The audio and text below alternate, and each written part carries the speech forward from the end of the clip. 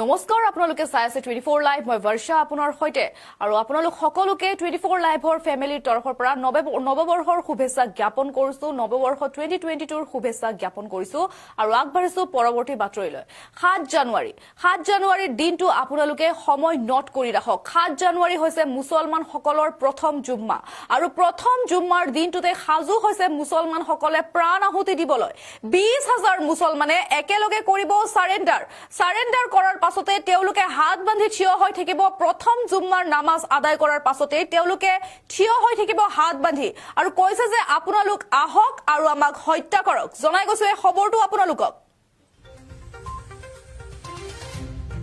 7 জানুৱাৰী বছৰটোৰ প্ৰথম জুম্মা কি হ'ব 7 জানুৱাৰীৰ দিনটো প্ৰথম জুম্মাৰ দিনটোৱে অমংগল হ'ব নেকি মুছলমান সকলৰ বাবে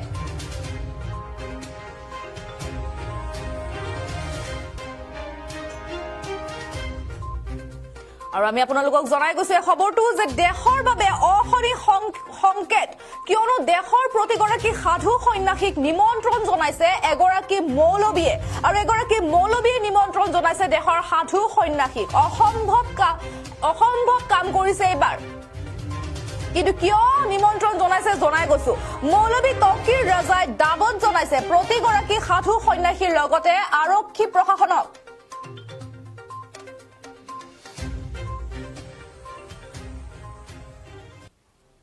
নৱবৰ্ষৰ প্ৰথম জুম্মাত ইছলামিক এণ্টাৰ কলেজৰ ফিল্ডত সাৰেন্ডাৰ কৰিব 20000 মুছলমানে একেলগে সাৰেন্ডাৰ কৰিব 20000 মুছলমানে জনাই গৈছো আটাইতকৈ গুৰুত্বপূৰ্ণ এটা খবৰ আৰু যিহেতু আজি নৱবৰ্ষৰ প্ৰথম দিন 7 জানুৱাৰীলৈ মাজত কেইটামান দিন বাকি আছে চৰকাৰক অনুৰোধ মৌলবী তকিৰ ৰজাৰ আৰক্ষীক পঠাওক নহলে অৰ্ধসামৰিক বাহিনীৰ দলক পঠিয়াই আমাৰ হত্যা কৰক আমি সাজু হৈ আছো নিজৰ ডিঙি কটাবলৈ আমি সাজু হৈ আছো জনাই গৈছো এই গুৰুত্বপূৰ্ণ খবৰটো আমি আৰু সহ্য নকৰো আৰু কৰিব নোৱাৰো এইভাবে আমি হাত বান্ধি থিয় হৈ থাকিম আপোনালোক আহক আপোনালোকক স্বাগতম জনাইছো আপোনালোক আহক আৰু আমাক হত্যা কৰি থৈ যাওক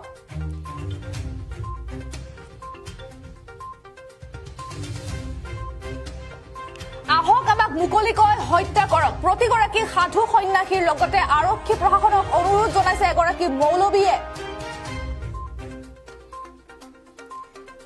আহক আমাক মুকলিকৈ হত্যা কৰক প্ৰতিগৰাকী সাধু সন্যাসীৰ লগতে এবাৰ আৰক্ষী প্ৰশাসনক মুকলি চ্যালেঞ্জ সাধু সন্যাসীৰ ৰূপত একোজনকৈ সন্ত্ৰাসবাদী এওঁলোক এই মন্তব্য তকিৰ ৰজাৰ মৌলবী তকিৰ ৰজাই মন্তব্য কৰিছে প্ৰতিগৰাকী সাধু সন্যাসী আতংকবাদী সন্ত্ৰাসবাদী দেশত গৃহযুদ্ধ হোৱাটো আমি নিবিচাৰো এইভাবে আমাৰ উলমাৰ এই সিদ্ধান্ত দেশৰ 20 লাখ মুছলমানক হত্যা কৰাৰ ষড়যন্ত্ৰ ৰচিছে সন্ত্ৰাসবাদী সন্যাসীসকলক সন্ত্ৰাসবাদীৰ আখ্যা দিছে মৌলবী তকিৰ ৰজাই জনাই গৈছো এই গুৰুত্বপূৰ্ণ খবৰটো যে এইভাবে আমিও সাজু জুম্মাৰ প্ৰথম নামাজ আদায় কৰাৰ পাছতে আহক আমাক হত্যা কৰক আমি সাজু হৈ আছো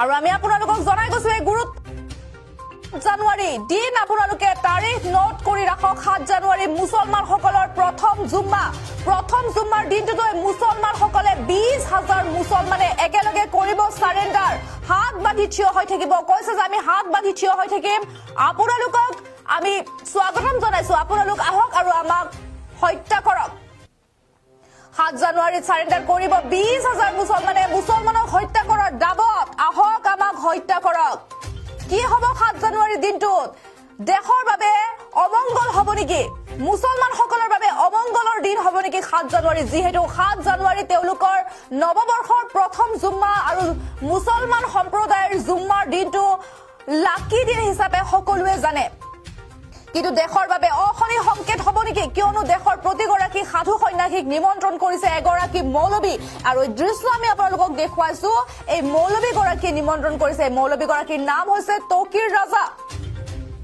নৱবৰ্ষৰ প্ৰথম জুম্মাত আমি আপোনালোকক নিমন্ত্ৰণ জনাইছো আপোনালোক আহক আমাক হত্যা কৰি থৈ যাওক কিয়নো আমি এনে ধৰণৰ কথা আৰু সহ্য কৰিব নোৱাৰো আৰু আমি নকৰো কিয়নো আমাক বাৰম্বাৰ সন্ত্ৰাসবাদীৰ আখ্যা দিয়া হয় মুছলমান সকলৰ বাবে গৃহযুদ্ধ হৈছে মুছলমান সকলক গণহত্যা কৰা হৈছে মুছলমান সকলক বাৰম্বাৰ হাৰাশাস্তি কৰা হৈছে দেশত।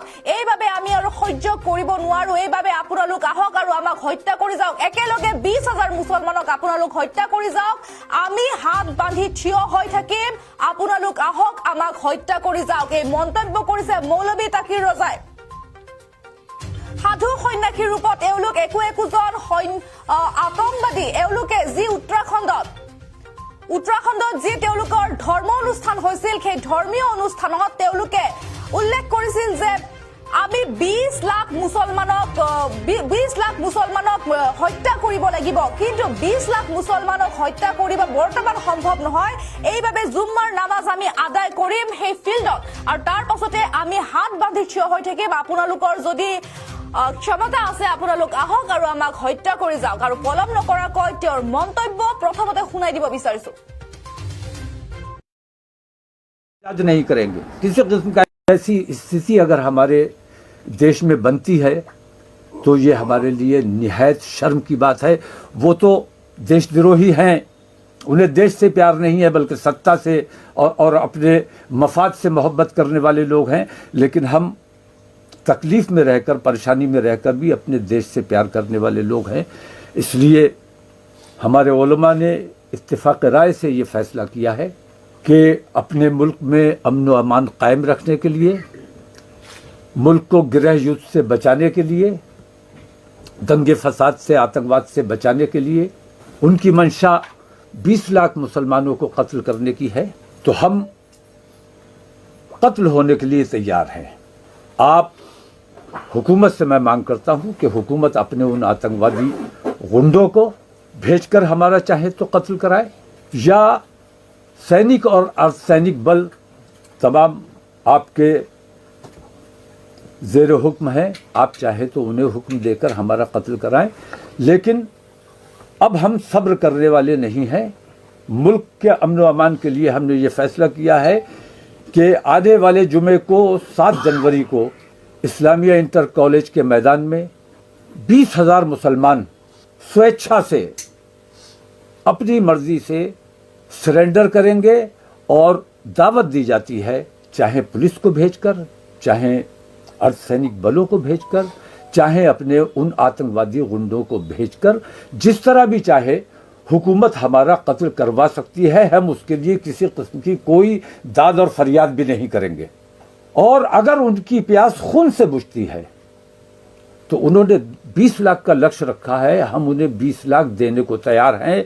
हमारे उलमा ने यह फैसला किया है कि मुल्क में फसाद नहीं होने देना है। इसके लिए आसानी का और बेहतरी का रास्ता यह है कि हम अपने मुल्क के लिए कुर्बानी दें, अपनी जानों की कुर्बानी दें।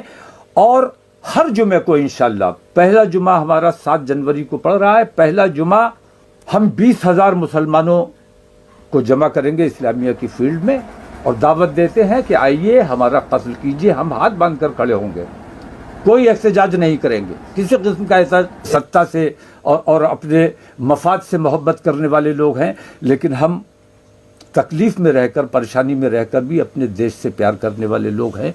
इसलिए हमारे उलमा ने इत्तेफाक राय से ये फैसला किया है कि अपने मुल्क में अमन व अमान कायम रखने के लिए, मुल्क को गृह युद्ध से बचाने के लिए, दंगे फसाद से, आतंकवाद से बचाने के लिए, उनकी मंशा 20 लाख मुसलमानों को कत्ल करने की है, तो हम कत्ल होने के लिए तैयार हैं। आप हुकूमत से मैं मांग करता हूं कि हुकूमत अपने उन आतंकवादी गुंडों को भेजकर हमारा चाहे तो कत्ल कराए, या सैनिक और अर्धसैनिक बल तमाम आपके ज़ेर हुक्म हैं, आप चाहे तो उन्हें हुक्म देकर हमारा कत्ल कराएं।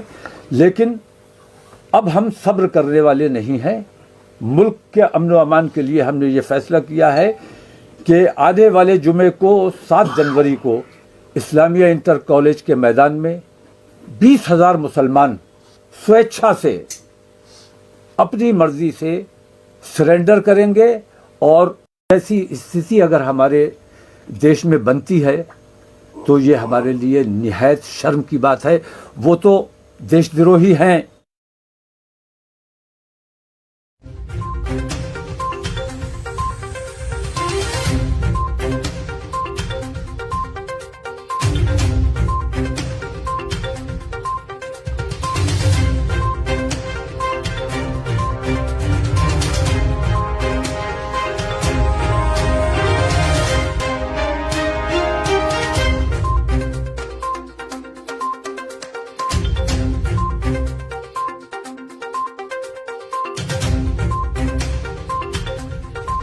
দিছে।